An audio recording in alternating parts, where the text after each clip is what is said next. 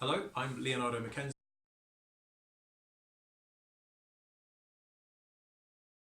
Now in my last video I looked at how to form major chords, which again may not be second nature for cellists, as we are, well, primarily playing melodies rather than harmony and chords.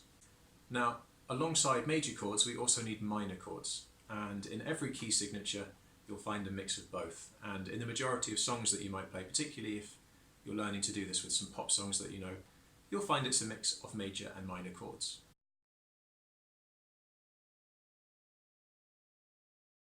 Now to play the major chord, as a reminder, if I take D major, we were barring with our first finger a D and an A in the lowest place we possibly can. That D is on the C string, the A is on the G string, just played with one finger. And then our third finger, falling naturally where it does in first position, sits on an F sharp on the D string. Together those three notes on the three adjacent strings, they play a D major chord. And again, that is just a capital letter in the music.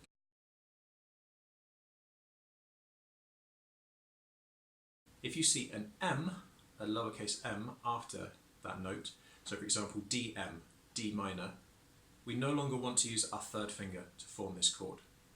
But I'll show you this just a little bit more close up.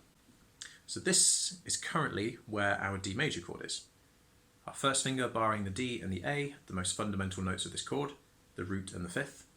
And a tone further down the fingerboard, our third finger is playing an F sharp. So I'm using the C, G and D strings to play D, A, F sharp.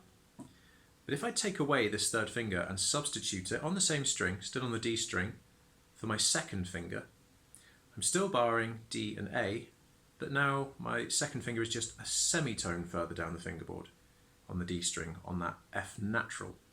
Now this makes a chord with a minor tonality.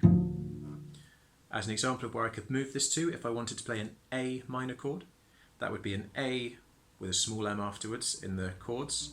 I could put my first finger on an A on the G string, bar across to the adjacent note, so I'm now playing A and E on the D string, and then the next string across from that, this time will be my A string, the highest string.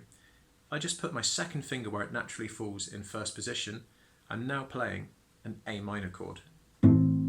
So I have A, E and a C natural, instead of using my third finger, which would give me the major chord. I've gone down to a minor chord.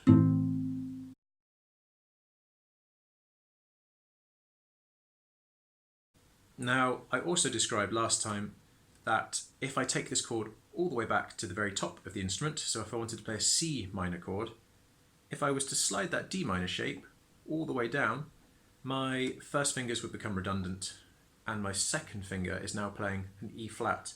You could just substitute that for your first finger in half position. It's the same relative shape.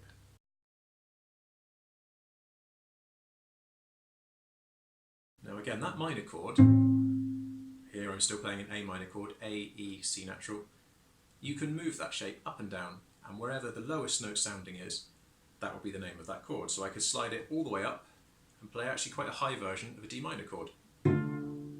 Or I could maybe put my first finger barring across C and G on the G and D strings, add that second finger on the A string, and I get a C minor chord. You don't always have to use exactly that hand shape though, you can substitute your fingers. So here I'm playing an A minor chord. I'm on the G, D and A strings, and I'm playing an A, an E and a C, C natural. If I wanted to play, for example, a B flat minor chord, I could actually use my second finger and bar it across the B flat and the F on the next door strings. So I'm still on the G and D strings, barring a B flat and an F. If I add my third finger this time, relatively it's still just a semitone further down the fingerboard. It's on the A string and it's going to be playing a D flat, which gives me a minor chord altogether of B flat minor.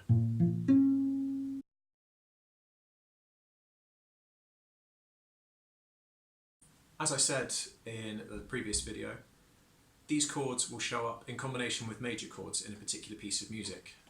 Most often you'll play a mix. And there are different ways of playing them. You can use different picking patterns. and down the line we'll have a look at different ways to add some rhythm into that.